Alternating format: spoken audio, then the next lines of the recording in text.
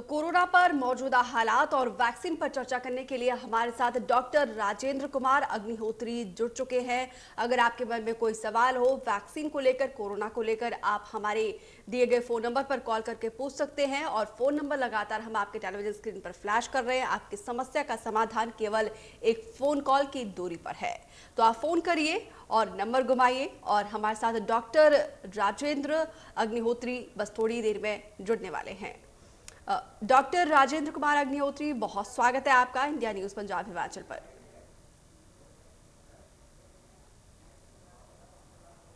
Hello जी doctor साहब, क्या आपको मेरी आवाज मिल पा रही है? जी जी, आवाज आ रही है। बहुत स्वागत है सर आपका इंडिया न्यूज पंजाब हिमाचल पर। नमस्कार मैम, नमस्कार। डॉक्टर साहब, हिमाचल के बारे में बात करते हैं क्योंकि आप सीएमओ हमीरपुर है। और हमीरपुर की बात की जाए तो हमीरपुर में भी सबसे ज्यादा केसेस देखने को मिल रहे हैं, टॉप 5 संक्रमित जिलों में है। तो आप लोगों की तरफ से क्या कुछ कोशिशें की जा रही है? हालांकि स्वास्थ्य विभाग की हर एक टीम, स्वास्थ्य कर्मी, हर एक वर्ग जो है पूरी तरीके से दिन रात मुस्तैद है, लेकिन कहां पर ऐसी चूक हो रही है? क्योंकि मामले में जो जबरदस्त उछाल देखने को मिल रहा है हमीरपुर में भी।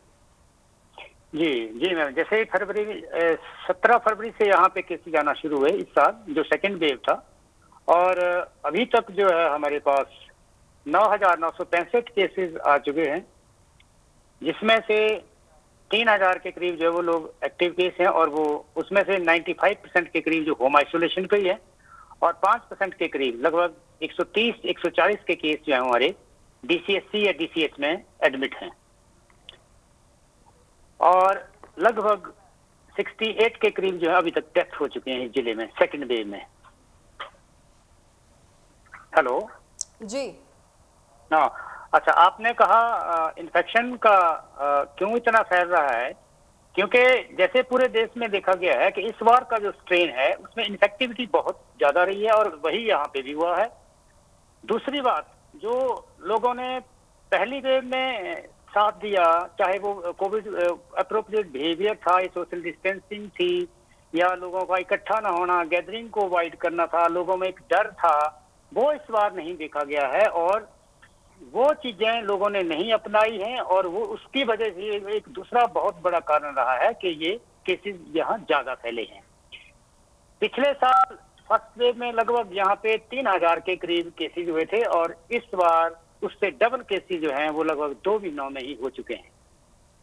इसी तरह डेथ का आंकड़ा भी देखें तो भी पिछले साल 49 डेथ हुई थी, और इस वक्त लगभग 68 डेथ जो हैं वो अभी 2-2.5 महीनों में हो चुकी हैं। उसके ठीक करने के लिए जो 3T फार्मूला है आपका, ट्रेसिंग है, ट्रैकिंग है, ट्रीटमेंट, उसी पे तो हम काम कर रहे हैं। और उसमें साथ एक जुड़ गया है हमारा वैक्सीनेशन। और वैक्सीनेशन जो है जिला हमीरपुर में वो पूरे हिमाचल में नंबर 1 पे चला हुआ है। और 45 और सीनियर सिटीजन का ये जो कोमॉर्बिड थे उनको लगभग 98-99% हमने कवर कर लिया है। और दूसरा जो ड्राइव होगा आपका 18 साल से 45 ईयर्स वाला, वो जैसे गवर्नमेंट के निर्देश होंगे वो उसी टाइम चालू कर दिया जाएगा। उसके लिए हमारी पूरी तैयारियां चली हुई हैं। तो कोशिश तमाम की जा रही है स्वास्थ्य विभाग की तरफ से। उम्मीद करते हैं आपकी कोशिश जल्द ही रंग लेकर आए। इसी बीच एक दर्शक जुड़े हैं, सिमरन। सिमरन जी, आपका सवाल क्या है? हेलो जी, अपना सवाल पूछिए। जी हाँ जी मैडम, बुखार हो रहा मैनू। सर, इन्हें हेलो। बुखार की शिकायत है? बुखार, आपका बुखार ही है आपको? अभी आपने टेस्ट नहीं करवाया है? तो सबसे पहले तो आजकल कोई भी बुखार होता है, खांसी होती है, गला खराब होता है, या पेट भी खराब होता है, चक्कर आता है, वीकनेस होती है, थकावट होती है, इन सभी कंडीशंस में आपको सबसे पहले तो कोविड का टेस्ट करवाना पड़ेगा। वो आजकल सबसे जरूरी चीज है। उसी के आधार पर आपकी दवाई जो है वो शुरू हो जाती है। अगर आपके घर में या आपके आसपास कोविड का कोई केस हुआ है तो आपको हम कोविड ही समझेंगे, चाहे आप टेस्ट ना करवाएं। उससे पहले ही आपको फिर अलग रहना पड़ेगा, और उस हिसाब से दवाइयां जो है डॉक्टरी सलाह से आपको चालू करनी पड़ेंगी। पैरासीटामोल आप ले सकते हैं, और लेकिन बाकी चीजें जो है आपको बताना पड़ेगा कि आपके घर में या आपके पड़ोस में क्या कोविड का केस हुआ था, तो कोविड के हिसाब से आपको दवाइयां चलेंगी। नहीं तो कोविड का टेस्ट कराने के बाद आपकी दवाइयों का अगला लेखा जोखा किया जाएगा। तो उम्मीद करते हैं सिमरन आपको आपके सवालों के जवाब मिले होंगे। डॉक्टर राजेंद्र, मेरा अगला सवाल ये है, अब संक्रमण, ये महामारी जो है गांव में भी पैर पसार चुका है। गांव पर जी। ये संक्रमण बहुत तेजी से ना फैले, क्योंकि गांव में इतनी अच्छी सुविधा नहीं होती है, तो क्या कुछ कोशिशें आपकी तरफ से की जा रही है? एक तो जो मैक्सिमम 90 से 95% लोग जो है वो होम आइसोलेशन पे, यहाँ पे हमीरपुर जिला में भी और पूरे हिमाचल में भी। तो ये कहा गया है, सभी को इंस्ट्रक्शन दी गई हैं स्वास्थ्य विभाग की तरफ से भी और एडमिनिस्ट्रेशन की तरफ से कि वो घरों में पूरा जैसे आइसोलेशन का जो नियम है उसको पालन करें। अगर कोई कोविड पॉजिटिव है तो अलग कमरे में रहे, घर वालों से भी ना मिले, मास्क लगा के रहे और उस घर के गेट के बाहर तक ना आए। 10 दिन वो पूरा वहाँ आइसोलेशन पे रहे। ये हमारा पहला ये है। उनको अगर और किसी गांव में अगर 2, 4, 5, 7 या 10 केस किसी पड़ोस में या एक छोटे से हेमलेट में हो जाते हैं तो वहाँ एक माइक्रो कंटेनमेंट का जोन है, उस तरह से हम जोनिंग कर रहे हैं ताकि उस इलाके से लोग बाहर ना आए और इस तरह संक्रमण उस इलाके से या उस घर से बाहर ना आए। तो बेहद अहम सुझाव दे रहे हैं डॉक्टर राजेंद्र आप, और हम यही अपील करते हैं जो होम आइसोलेशन में या फिर जिनमें कोई सिम्टम दिखाई दे तो वो कोविड-19 के नियमों का पालन करें और डॉक्टर की तरफ से जो परामर्श दिया गया है उसका जरूर पालन करें। इसी बीच एक और दर्शक जुड़े हैं, राजेंद्र कुमार। राजेंद्र जी, आपका सवाल क्या है, पूछिए। हरियाणा।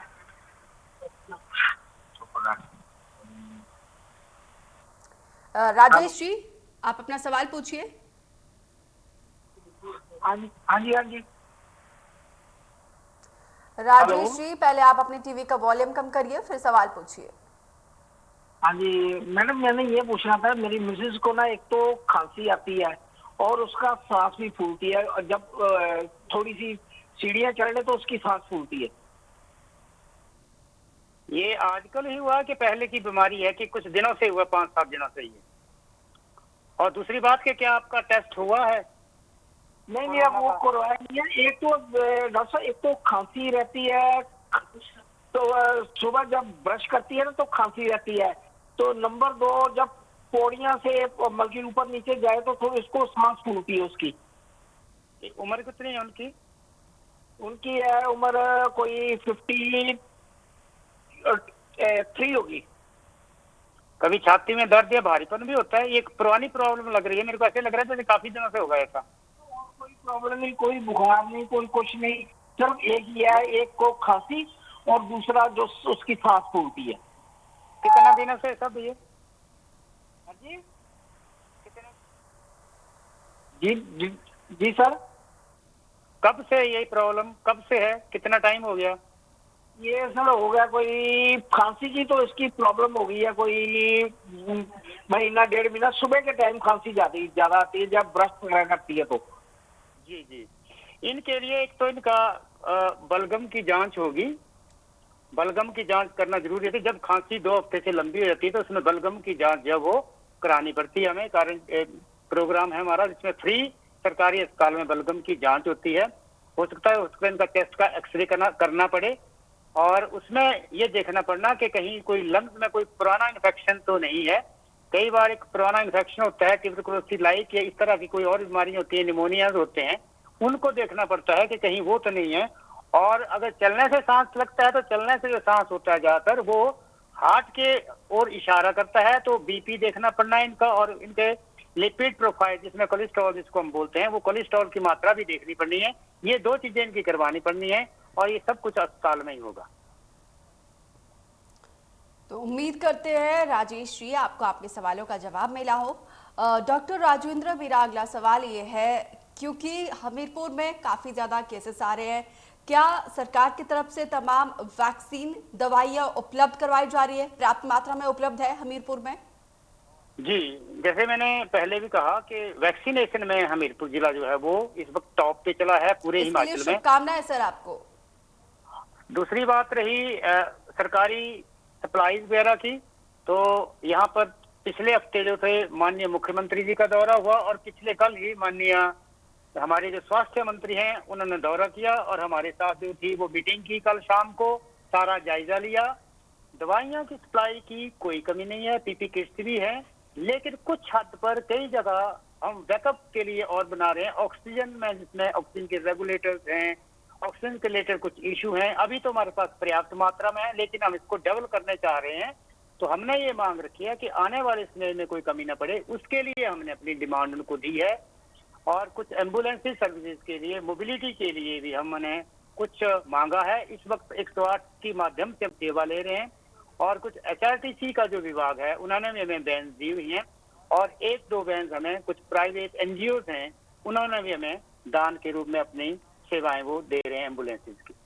तो ये अच्छी बात है, चारों तरफ से सहयोग मिल रहा है और उम्मीद करते हैं आगे भी सहयोग इसी तरीके से रहे और बहुत जल्द हम इस महामारी को मात दें। डॉक्टर राजेंद्र, इस संकट काल में कुछ लोग जो पहले से डिप्रेशन के शिकार है और क्योंकि ये महामारी जो है विकराल रूप धारण कर चुका है, लोगों में भय का माहौल है, लोग बहुत ज्यादा पैनिक हो रहे हैं, उन लोगों को आप क्या सुझाव देना चाहोगे जो लोग काफी ज्यादा पैनिक में हैं, काफी नेगेटिव फील कर रहे हैं, लो फील कर रहे हैं, और क्योंकि इस वक्त जो है हमें मानसिक तौर पर बहुत ज्यादा फिट और दुरुस्त होने की जरूरत है, उन लोगों के लिए आप क्या सुझाव देना चाहोगे? डॉक्टर राजेंद्र, इस सवाल का जवाब मैं आपको थोड़ी देर बाद लूंगी, लेकिन इसी बीच एक और दर्शक जुड़े हैं, परविंदर जी, आपका सवाल क्या है, पूछिए। हाँ जी मैडम, मेरे को ना 1 अप्रैल को पहली डोज लगी थी वैक्सीन की, और अब दूसरी डोज कब लगेगी उसके बारे में पूछना है, कितने दिन बाद? जी, जो सरकारी निर्देश हैं, अब नए गाइडलाइंस आए हैं। पहले 28 डेज था, अब 42 डेज 42 दिन के बाद आपको दूसरा डोज वैक्सीन का लगेगा। 42 दिन बाद, अच्छा।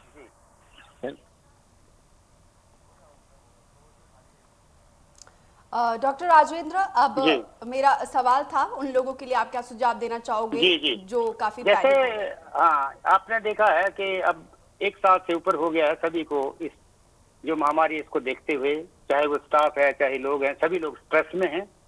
लोग भी स्ट्रेस में हैं, स्टाफ भी और डिपार्टमेंट काफी लोग स्ट्रेस में हैं। लोग घरों में रह रहे हैं, बाहर नहीं निकल पा रहे हैं, बच्चों में भी कई समस्या आ रही हैं और यंग लोगों में भी समस्या आ रही है। और इसमें जैसे आपने कहा, psychological problem, psychiatric problem, depression है, एंजाइटी है, इवन सुसाइडल टेंडेंसीज है। पेशेंट जो पॉजिटिव हो रहे हैं उनमें भी कई चेंजेस आती हैं। एक बहुत बड़ा सदमा लगता है, शुरू में तो कई जगह सुसाइड भी हुए हैं। तो एक बहुत बड़ी मानसिक समस्या भी है। इसका हमें मानसिक रूप से भी पूरा इलाज करने की जरूरत है। दवाइयों के रूप में तो दवाइयां दे रहे हैं डॉक्टर, लेकिन उसके साथ क्योंकि 2 तरह की प्रॉब्लम आ रही है कोविड में। एक तो जब मरीज पॉजिटिव हो रहा है वो अकेला फील करता है हॉस्पिटल में, जो हॉस्पिटल जिनको कर रहे हैं, तो 10, 12, 15, 20 दिन जब आदमी अकेला रहता है, घर से दूर रहता है, तो उसमें कई समस्या आती हैं। तो उसको निवारण के लिए तो हमें स्वास्थ्य विभाग के जो कर्मचारी ड्यूटी पे, उन्हीं को यही निर्देश दिए हैं सभी को कि उनसे बात की जाए। आप ही उनकी फैमिली हैं, आप ही उनका सब कुछ हैं, आप ही घर परिवार हैं, तो उनको घर की तरह, सदस्य की तरह से रूप में कुछ न कुछ चंद मिनट उनके साथ गुजारें, उनके साथ बात करें, उनकी समस्या पूछें। और जो लोग घर में रह रहे हैं उनके लिए ये कहा गया है कि हमारा जो हेल्थ वर्कर है, कुछ टीम बनी है होम आइसोलेशन के लिए, होम विजिट के लिए, तो वो लोग उसके साथ संपर्क कर रहे हैं, उनसे मिलते हैं। तीसरा, एक कॉल्स का भी रखा है हमने, हर जगह पे, हर ब्लॉक स्तर पे, प्राथमिक स्वास्थ्य केंद्र के स्तर पे टेलीफोनिकली भी हम लोगों से कन्वर्सेशन कर रहे हैं। जिस घर में भी पॉजिटिव लोग रहे, खासकर उनका संपर्क कर रहे हैं, उनसे बात कर रहे हैं, उनकी समस्या कर रहे हैं। और फिर मेडिकल टीम जो है वहां पे जाती है और उनको जो दवाई चाहिए उस दवाई को, किट को उनको घर में दे रही है। तो ये इस तरह से सुचारू रूप से चल रहा है। तो मेरा ये परामर्श रहेगा कि आज के कोविड जमाने में हम बाहर नहीं जा सकते, बाहर ज्यादा नहीं जा सकते हैं, तो हमें टेली कंसल्टेशन, जैसे आप कर रहे हैं बात, इसी तरह सभी अपने मेरे जो डॉक्टर्स हैं, हमें यहाँ काम करते हैं, उनको ये कहा है कि सबको एक दूसरे से संवाद बनाए रखना होगा, कनेक्टिविटी बनाए रखना होगा। तो इसी बीच एक और दर्शक जुड़े हैं, जसवीर जी, आपका सवाल क्या है, पूछिए। डॉक्टर साहब नमस्कार। मेरा सवाल सर ये है, मेरी सेकंड जो डोज है 10 तारीख के बाद ड्यू है वैक्सीनेशन की, तो मैं ये जानना चाहता हूँ भाई क्या इसके साथ मैं टाइफाइड की और हेपेटाइटिस बी की वैक्सीन एक साथ में ले सकता हूँ? नहीं जी, नहीं। कोई इस वैक्सीन के साथ कम से कम आप 2 वीक का गैप रखिए इस वैक्सीन के आगे पीछे, तब इसका अच्छा फायदा होगा और वो वैक्सीन का इंटरेक्शन भी नहीं होगा। ये वैक्सीन आप पहले लगवा लीजिए, क्योंकि आज के इस जमाने में ये ज्यादा जरूरी है। अगर आपकी वैक्सीन ये ड्यू है तो कोविड वैक्सीनेशन आप पहले लीजिए और दूसरी वैक्सीनेशन को आप 2 वीक के गैप के बाद ले सकते हैं। तो उम्मीद करते हैं जसवीर आपको आपके सवालों के जवाब मिले होंगे। डॉक्टर राजेंद्र, जब कोरोना की फर्स्ट लेयर थी तो उसको हमने अच्छे से टैकल किया था, और दूसरी जो लहर है इससे हम अभी पूरा देश जूझ रहा है, और इसी बीच वैज्ञानिकों ने ये आशंका जताई है तीसरी लहर की। क्या लगता है कितनी बड़ी चुनौती होगी स्वास्थ्य विभाग के लिए, आप डॉक्टर्स के लिए? ये बहुत बड़ी चुनौती है, लगातार इस पे काम कर रही है सरकार भी, हम भी काम कर रहे हैं। पहली चुनौती इसलिए कम लगी थी क्योंकि एक तो कम केसेस हुए थे, टाइम लंबा मिला था, मैनेजमेंट के लिए हमें टाइम समय काफी मिल गया था। उस टाइम हालांकि इंफ्रास्ट्रक्चर कम था, लेकिन केसेस जो थे वो एक साल में आए। जितने एक साल में केसेस आए, अब इतने केसेस 2 महीने में हमारे पास हो गए हैं, तो इसलिए वो चुनौती बन रही है। दूसरा जो है इंफ्रास्ट्रक्चर की स्ट्रेंथनिंग हमें करनी, फोर्स की करनी पड़नी। जैसे पहली वेव में जो सीनियर सिटीजन थे, ज्यादा उम्र के लोग थे, उनमें ज्यादा इन्फेक्शन हुआ। इस बार जो है ये यूथ लोग जो वो उनका इन्फेक्शन ज्यादा हो रहा है। और अगली बार जैसे प्रेडिक्शन किया गया है कि शायद बच्चों में ना हो, अगर वैक्सीनेशन हमारा नहीं हुआ बच्चों का, तो बच्चों में संक्रमण हो जाएगा, और बच्चों को संभालना, बच्चों की ट्रीट करना सबसे बड़ी चुनौती होगी। इससे भी कई गुना बड़ी चुनौती होगी। तो आने वाले 2-3 महीनों में हमें या तो बच्चों का वैक्सीनेशन को पूरी वॉर फुटिंग पे लेना होगा, जैसे रिकमेंडेशन होगी WHO के हिसाब से, जैसे कई कंट्री में चला है, बच्चों की वैक्सीनेशन शुरू हो गई है, उसी तरह हमें भी, हमारी सरकारों को भी बच्चों का वैक्सीनेशन करना पड़ेगा। वो ही सबसे सही तरीका है इसको टैकल करना। तो उम्मीद करते हैं बहुत जल्द जो है वैक्सीनेशन बच्चों के लिए भी बन जाए, क्योंकि वैक्सीन इस वक्त सबसे बड़ा हथियार है। इसी बीच एक और दर्शक जुड़े हैं, नीलम जी, अपना सवाल पूछिए। हाँ जी मैम, ऐसा है कि मुझे हनी और पोलन की एलर्जी है और मैंने वैक्सीनेशन करवानी है, तो उसके लिए क्या मैं करवा सकती हूँ? अगर करवा सकती हूँ तो मुझे क्या प्रिकॉशंस लेने होंगे? जी, बहुत से ऐसे लोग हैं जिनके एलर्जी है, चाहे नेजल एलर्जी है और कई चीजों को खाने से एलर्जी है, पोलन की एलर्जी है।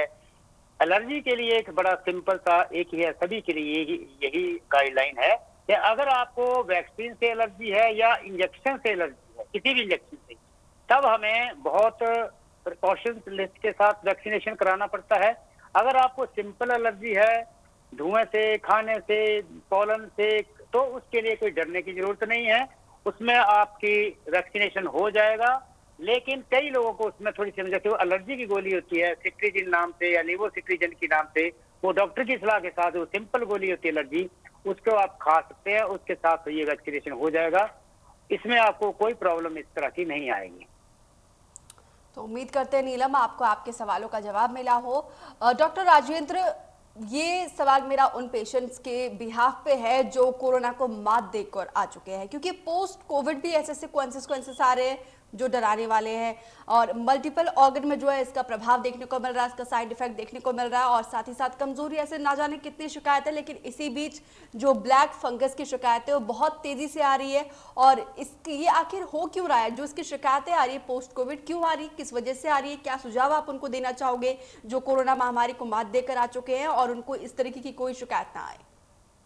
जी, ये समस्या बहुत सभी लोगों को हो रही है जो कोविड से लड़के आ रहे हैं, खासकर जिन लोगों को निमोनिया रहा है। जैसे हम सब जानते हैं कि अगर हल्का इन्फेक्शन होता है तो नाक मुंह तक सीमित रहता है, उसके बाद फेफड़ों में जाता है, उसके बाद शरीर के किसी भी अंग में जा सकता है। जब फेफड़ों में इन्फेक्शन होता है तो वहाँ पे एक फाइब्रोसिस टाइप बन जाती है, जबकि हमारा लंग्स का जो स्ट्रक्चर है वो खराब हो जाता है और वहां से ऑक्सीजन का अंदर जाना जो मुश्किल हो जाता है। इसलिए बहुत से लोगों को जो अंदर कैविटीज बन जाती है वहां पे, जैसे आपने कहा, ब्लैक फंगस का इन्फेक्शन हो सकता है और सांस लेने की प्रॉब्लम जो है वो चली रहती है इन लोगों में। उसी के साथ साथ जो हमारे अन्य ऑर्गन है, किडनी है, दिमाग है, मांसपेशियां, उनमें भी कमजोरी आ सकती है। तो इसके लिए अर्ली अगर हमारा ट्रीटमेंट होगा तो ये कॉम्प्लिकेशन कम होंगी। अर्ली हमें कई बार स्टीरॉयड या एंटीवायरल ड्रग्स जो है, एंटी इन्फ्लेमेटरी ड्रग्स जो हैं, वो अगर जल्दी पेशेंट को जाते हैं तो उसमें कॉम्प्लिकेशन ज्यादा होंगी, पोस्ट कोविड कॉम्प्लिकेशन भी कम होंगी, रिकवरी भी हमारी जल्दी होगी और डेथ रेट भी इस तरीके से कम आएगा। लेकिन इन काम को हम नहीं करते हैं, अर्ली इन चीजों का, दवाइयों का इलाज सही समय पे प्रयोग नहीं करते तो ये चीजें आएंगी। लेकिन जिनको ये हो चुका है उनकी रिहेबिलिटेशन के लिए उनको बहुत बार जो है टेली कंसल्टेशन के हिसाब से अपने ब्रीदिंग एक्सरसाइजिंग है, आपकी डाइट्स है, आपके कुछ माइक्रो न्यूट्रिएंट्स हैं, वो आपको करना पड़ेगा। और ये लंबा प्रोसेस है, ये 1 दिन या 2 दिन में ठीक नहीं होता, आपको कुछ महीनों तक उन चीजों का पालन करने पड़ेगा, आपको लाइफस्टाइल चेंजेस इसमें लाने पड़ेंगी। तभी इनका इलाज संभव होता है। बहुत अहम जानकारी साझा किया डॉक्टर राजेंद्र। आप हमारे मंच पर आए, इसके लिए बहुत बहुत आभार। आप डॉक्टर्स, तमाम स्वास्थ्य कर्मी, स्वास्थ्य विभाग से जुड़े हुए अहम भूमिका निभा रहे हैं इस कोरोना के संकट काल में, इसके लिए बहुत दिल से आभार। तो फिलहाल के लिए इस खास पेशकश में इतना ही। आप बने रहिए इंडिया न्यूज में।